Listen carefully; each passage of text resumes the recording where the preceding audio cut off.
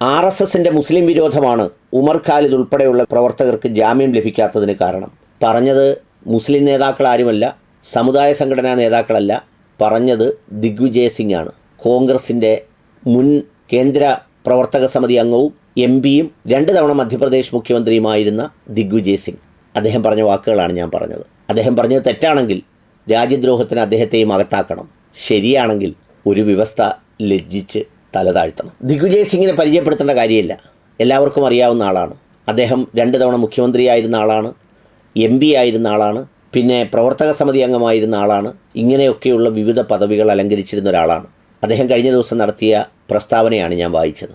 അതായത് RSS വിരോധം മൂലമാണ് ഈ പറയുന്ന ഷാർജിൽ ഇമാമിനും ഉമർ ഖാലിദിനും അടക്കമുള്ളവർക്ക് ജാമ്യം കിട്ടാത്തതെന്നാണ് പറയുന്നത്. അത് തെറ്റാണെന്ന് പറയാനാവില്ല.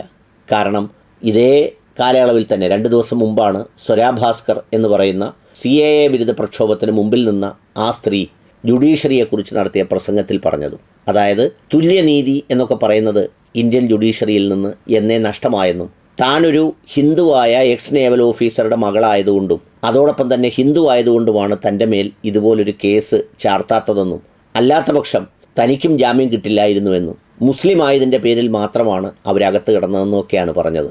ഇത് പറയുന്നതിന് ചിന്തിക്കുന്നതിനങ്ങ് പാഴൂർപ്പടി വരെ പോകണമെന്നൊന്നുമില്ല. സിദ്ദീഖാപ്പൻ്റെ കഥ മുതൽ നമ്മുടെ കൺമുന്നിൽ ഒരുപാട് പേരുകളുണ്ട്. ആ പേരുകൾ അങ്ങനെ ആയതുകൊണ്ട് മാത്രം അയാളിനി മാധ്യമപ്രവർത്തകനാകട്ടെ അല്ലാത്തതാകട്ടെ എന്തുമാകട്ടെ അയാളെ അറസ്റ്റ് ചെയ്യുക, എന്തെങ്കിലും ചാർത്തി കൊടുക്കുക, 4-5 വർഷം അവിടെ കിടക്കുക, അത് കഴിഞ്ഞ് കുറ്റവിമുക്തനായി പുറത്തിറങ്ങുക. അതുവരെ 6, 7, 8 വർഷം ഏറ്റവും കർശനമായ നിയമങ്ങൾ ചുമത്തി അകത്തിടുക. ഇത് വളരെ വ്യാപകമായി നടന്നുകൊണ്ടിരിക്കുകയാണ്.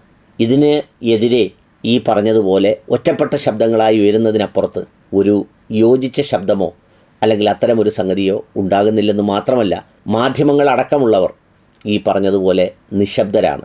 അധികാരത്തിൻ്റെ തണലും വരുമാനവുമൊക്കെ ഒരു പ്രധാന വിഷയമാവുമ്പോൾ അവർ നിശബ്ദരാകുന്നത് സ്വാഭാവികം. ഏതായാലും കാത്തിരിക്കാം എന്താണ് സംഭവിക്കുന്നതെന്നറിയാൻ.